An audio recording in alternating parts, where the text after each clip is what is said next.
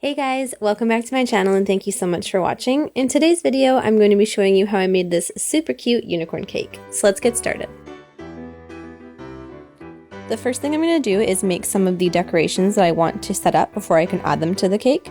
So I have this unicorn stencil that I've cut out and I will post the picture that I used below. And I'm just using my X-Acto knife to cut that out with some fondant.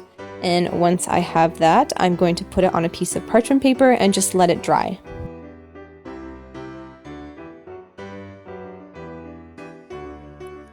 For my unicorn horn, I'm taking a little bit of gray fondant that I've added some Untitled powder to, and I'm rolling that out into a thick snake, but I'm going to taper off one end so that it's pointed. I'm using a cake pop stick and I'm going to start wrapping my fondant around that. I'm just focusing on getting it on the cake pop stick before I go back and make sure it's all pressed together, and then I'm going to shape it. So once I had it on there, I just used some piping gel to secure it. And then I let that sit so that when I picked it up, none of it slipped down and it all stayed together.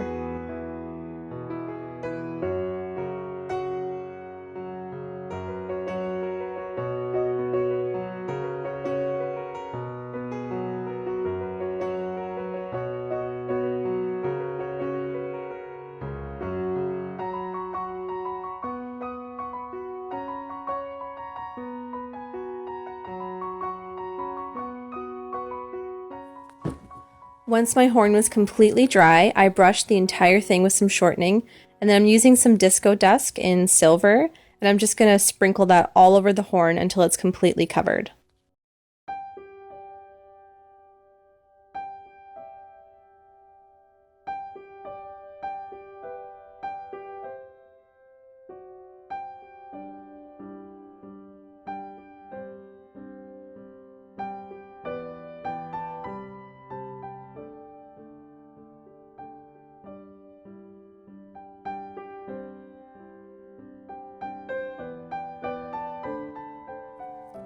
To paint my unicorn stencil, I'm using some gel food coloring mixed with some food grade alcohol, and I'm really diluting it so the color is very pale.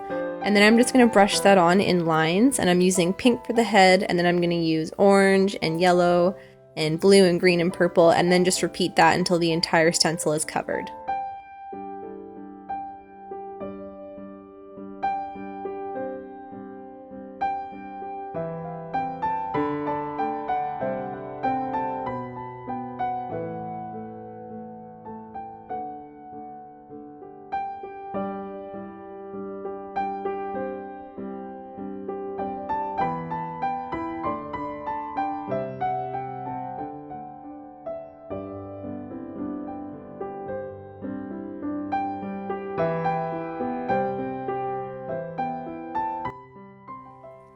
To make my unicorn's ears, I just free-handed this little stencil of an ear shape, and I cut that out with some white fondant, and then I brushed on some shortening to that, and using some metallic luster dust, I'm just buffing that in until the entire ear is covered.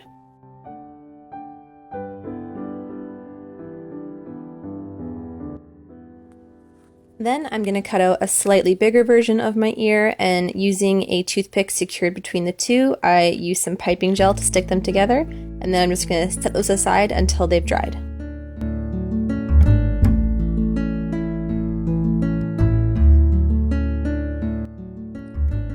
Now I already have my cakes buttercreamed and covered in fondant and stacked up, and if you need to see how to do that, you can just check out some of my previous videos.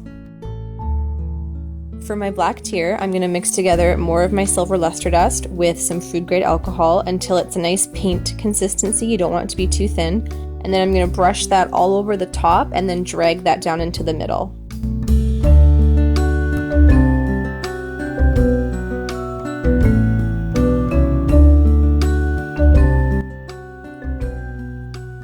So I had something that looked like this when I was done. I just made sure I had a couple strokes that went down farther than the other.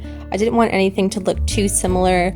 And if it takes more than one coat, just make sure you let your first coat dry completely. Otherwise, you're just going to start taking off the paint that you just applied, and it's going to look really streaky and weird.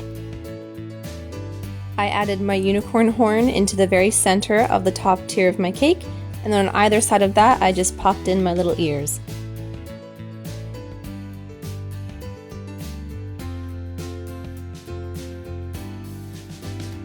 For the eyes, I rolled out 2 thin snakes of black fondant and I tapered off each end so that they were pointed. And then I used some shortening to attach them to my cake, and I just put them in a little half moon shape so they look like they were closed. You can really do anything you want. I've seen lots of different variations of the faces on these unicorn cakes, so do whatever you think looks cute.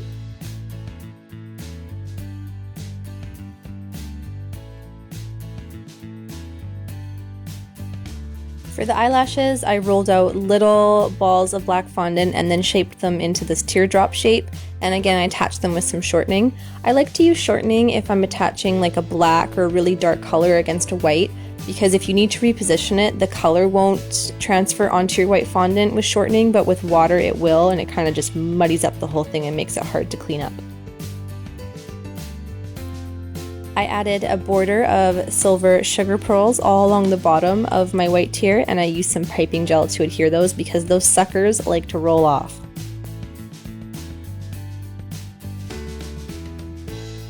For my unicorn's mane, I used some Swiss meringue buttercream and I dyed it all the same colors I used to paint my unicorn stencil, so pink, orange, yellow, green, blue, and purple.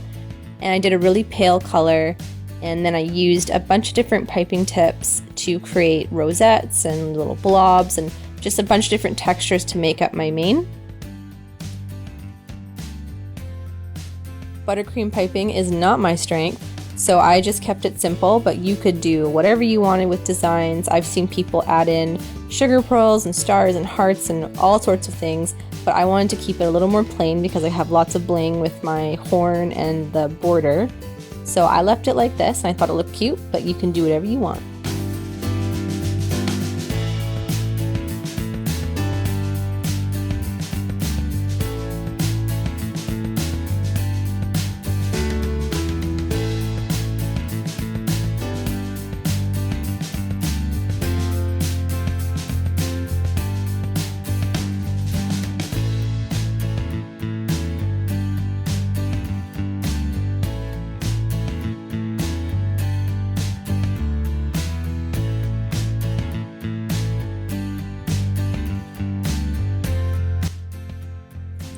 As you can see, I made many mistakes with this, but it easily brushed away, and this is what it ended up looking like when I was done.